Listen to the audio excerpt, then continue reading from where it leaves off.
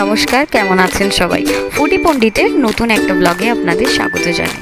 আজকে ব্লগটা কিন্তু বড় হতে চলেছে আর ইন্টারেস্টিংও, খুব সুন্দর লাগবে, শেষ পর্যন্ত দেখতে থাকুন। তো সকাল সকালই আমরা চলে এসেছি বর্ধমান স্টেশনে। এখান থেকে আমরা প্যান্ডেলের উদ্দেশ্যে ট্রেন ধরে নেব। সকালবেলা ঘুম তো কারোরই ভাঙতেই চায় না, তবু জোর করে নিজের শরীরটাকে টেনে নিয়ে আসা হয়েছে। ঘুম ঘুম চোখ ছিল সবাইকার, সঙ্গে শীতকালের সকালে ঠান্ডা ঠান্ডা রোদ বেশ ভালো লাগছিল। ওয়েট করছিলাম ট্রেনের জন্য। কিছুক্ষণ ওয়েট করার পরেই আমাদের জন্য ট্রেন চলে আসছে।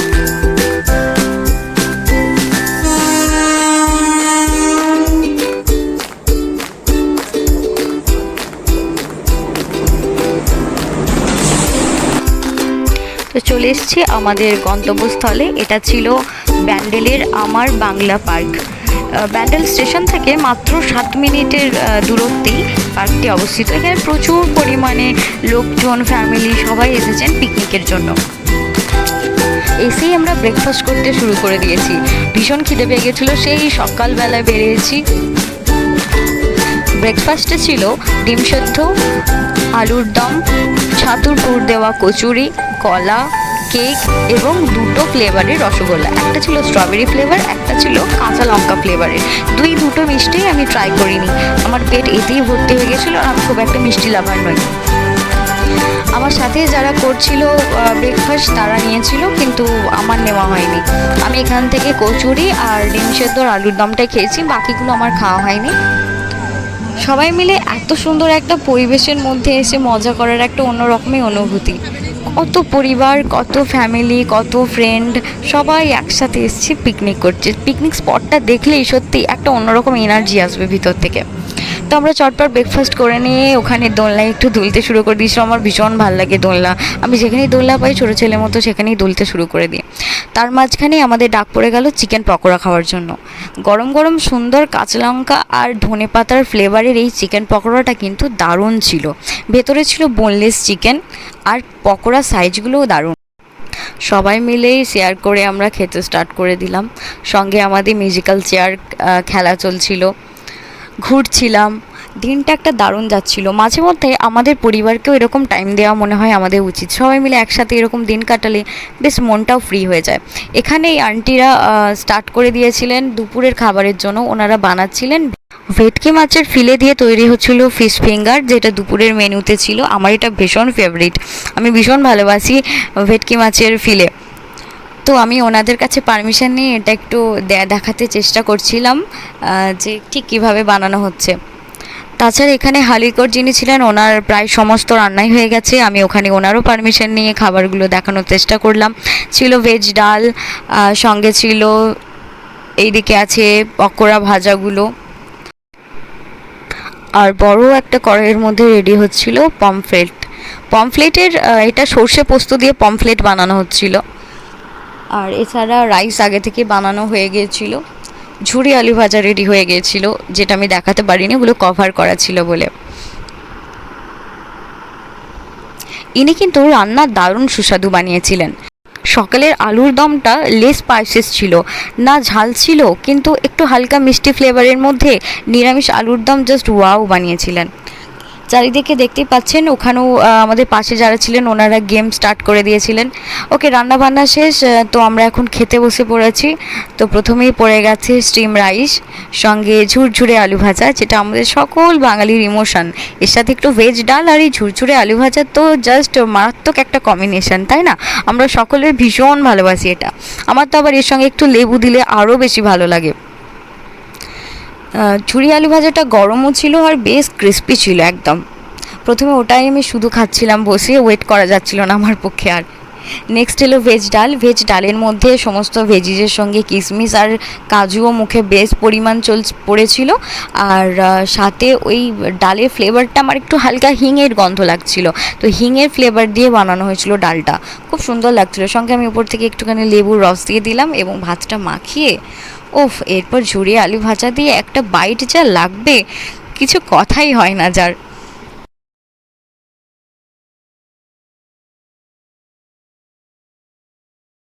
এরপরই প্লেটে পড়ে গেল ভেটকি ফিলের ফিশ ফিঙ্গার। এটার ফ্লেভার ছিল গন্ধরাজের, অর্থাৎ গন্ধরাজ লেবুর যে খোসাটা হয় সেটা একটু গ্রেট করে ম্যারিনেশনের সময় ওনারা মাছের মধ্যে দিয়েছিলেন, তাই সুন্দর গন্ধরাজ লেবুর একটা ফ্লেভার পাওয়া যাচ্ছিল। আর ক্রিস্পি হয়েছিল ভীষণ সুন্দর, ভেতর থেকে মাছটা তো বেশ ফ্রেশ ছিল, যেহেতু ফ্রেশ মাছই কিনে আনা হয়েছে, আমরা নিজেরাই জানি, আমরাই অ্যারেঞ্জ করেছি সব কিছু। খুব ভালো লাগছিলো খেতে, এটার সাথে মারাত্মক লাগছিলো, মনে হচ্ছিল না চিকেন মাটন আর কিচ্ছু লাগবে, জাস্ট ওয়াও ছিল একদম। সত্যি খেতে খেতে সেই দিনটার কথা মনে পড়ে যাচ্ছিল। এখন দেখেই তো আমার ভয়েস ওভার দেওয়ার সময় আবারও খাওয়ার ইচ্ছা হচ্ছে। তখন যদিও বিশাল কিছু খেতে পারিনি, সব কিছু খাবার টেস্ট করার ইচ্ছা ছিল। আমার তো ডালটা এত ভালো লেগেছিলো, আমি শুধু ডাল আর ঝুরি আলু ভাজা দিয়েই খেয়েছি। চিকেন টিকেন যেগুলো নিয়েছিলাম সেগুলো শুধুই মাত্র দেখানোর জন্য।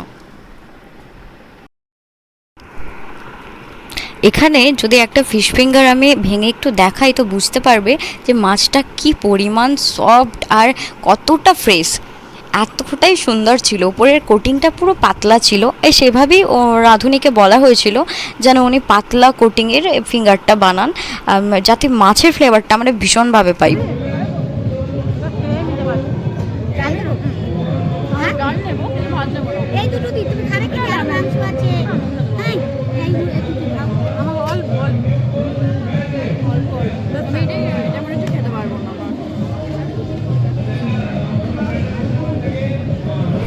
এরপরই চলে এলো সেই ফ্লেভারফুল সর্ষে পোস্ত দেওয়া পমফ্লেট। সত্যি কালারটা দেখেই বোঝা যাচ্ছে কি অসাধারণ হয়েছিল এর টেস্ট, ভোলা তো যায় না।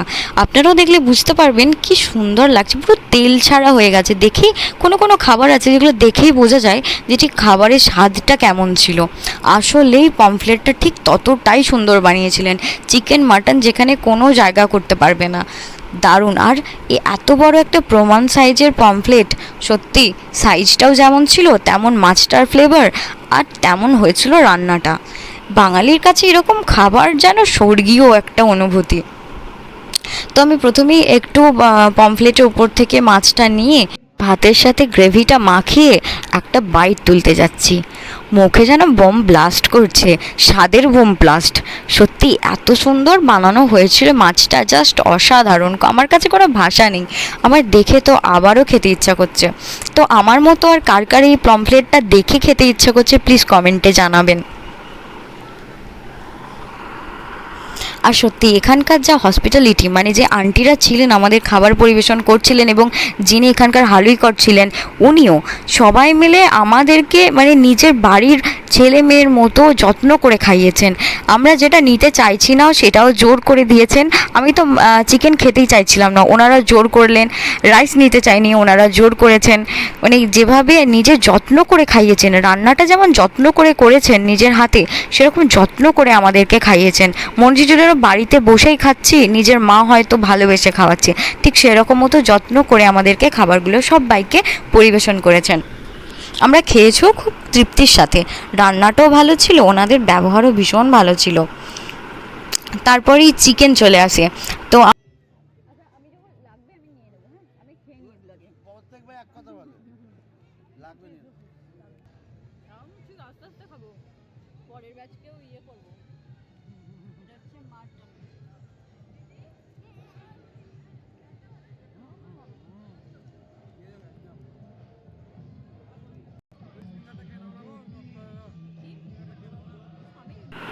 তারপরেই চলে এলো চিকেন কষা। সত্যি চিকেন কষাটাও কিন্তু দারুণ ছিল। যিনি হালুইকর ছিলেন উনি কিন্তু কোনো বাড়তি মশলা ইউজ করেননি, নর্মাল যেমন আদা পেঁয়াজ রসুন বাটা জিরে ধনে এসব দিয়ে বানিয়েছিলেন। কোনো রকম আজে বাজে এক্সট্রা কোনো মশলা না দিয়ে এত ভালো টেস্ট করেছেন, ওনার হাতের জাদু আছে, এটা আমাদেরকে মানতেই হবে। আমি আর খেতে পারছিলাম না, ফুললি লোডেড ছিলাম। তারপরেও ওনাদের রিকোয়েস্টে 2 পিস চিকেন নিয়েছিলাম এবং টেস্ট করে দেখলাম এটাও দারুণ একদম। একটা কোনো পদকে বাদ দেওয়া যাবে না যে যেই খাবারটা একদম ভালো হয়নি, সবগুলো আউটস্ট্যান্ডিং লেভেলের ছিল। সত্যি খুব ভালো খেলাম, অনেক দিন পর প্রত্যেকটা খাবার খেলাম, মনে হচ্ছিল যে হ্যাঁ মানে রান্নাটা জাস্ট ওয়াও।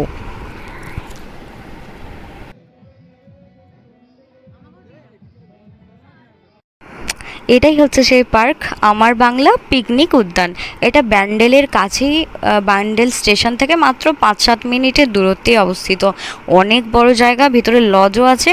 যে কোনো অনুষ্ঠান পারপাস হোক বা বিয়েবাড়ি হোক, এখানে সবাই আর কি ভাড়া নিয়ে থাকে। আমি দেখলাম আমাদের পিকনিক চলাকালীন আজকের দিনেই একটা বিয়েবাড়িরও গেট টুগেদার হচ্ছিল। কি সুন্দর দেখতে, এইটাই পেন্টিংটা আমার ভীষণ ভালো লেগেছে। তো এরকমই সামনেটা, ভিতরের দিকে ঢুকে গেলে অনেক বড় স্পেস, প্রচুর গাছ, ফুল গাছ, ভেতরে খেলার জন্য অনেক বড় স্পেস আছে। এছাড়া চিলড্রেন পার্কের মতো করা আছে। ডান দিকেই চলছিল বিয়েবাড়ির অনুষ্ঠান। আর আমরা আর একটু ভিতর দিকে গিয়ে ভিতরের একটা জায়গায় আমাদের ছিল পিকনিক স্পটটা।